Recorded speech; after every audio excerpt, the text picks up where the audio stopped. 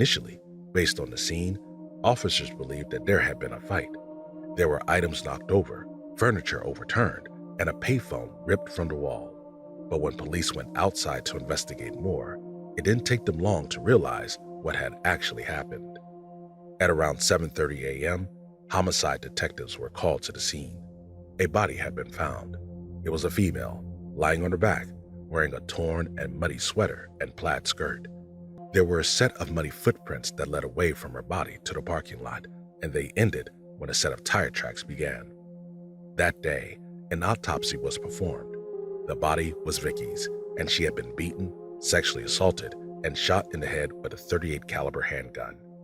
Luckily, one of the bullets that killed Vicky had gotten lodged in the ground and could be collected as evidence.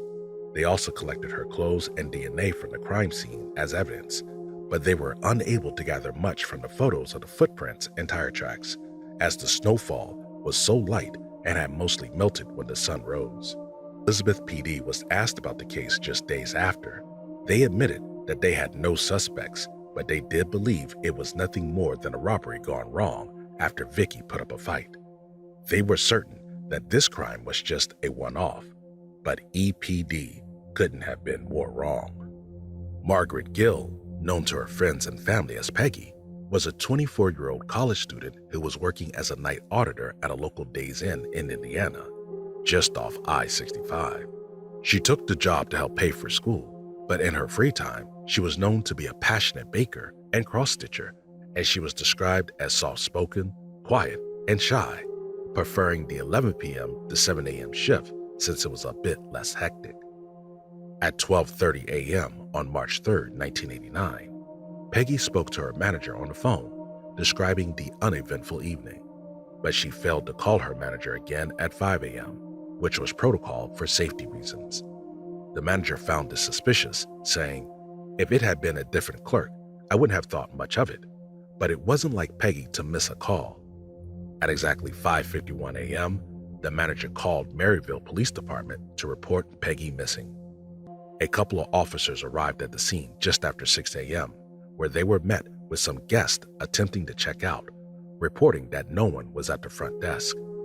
Peggy's car was still parked in the parking lot, her purse and keys were located behind the desk, and the lobby was pretty intact with no sign of a struggle.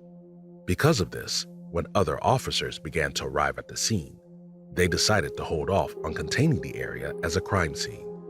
They did find that money was missing from the cash register, but nothing else was out of the ordinary. Police believed this was a misunderstanding, that they would soon find Peggy nearby, safe and unharmed. But when Maryville PD began investigating the hotel more, they found Peggy's body at the very end of a vacant hallway by a fire exit. She had been sexually assaulted and shot behind her left ear with a .22 pistol, and her uniform was found next to her body, neatly folded. Police lifted fingerprints from the cash drawer and desk, but they didn't match anyone with previous arrest records or any former guests or employees of the hotel. However, police soon learned that just 52 miles southbound of I-65, another night shift worker at a Days Inn was reported missing. About an hour after Peggy's body was discovered, this other woman, 34-year-old Janine Marie Gilbert, was found dead. Janine was a mother of two and recent divorcee who wanted a better life for herself and her children. She had recently enrolled at a local college and worked 2 jobs, bookkeeping during the day and part-time night auditing at the Remington Days Inn. Janine wasn't originally supposed to work the night of March 2, 1989, but she swapped shifts with another co-worker so she could attend the final high school game her daughter would be a cheerleader in.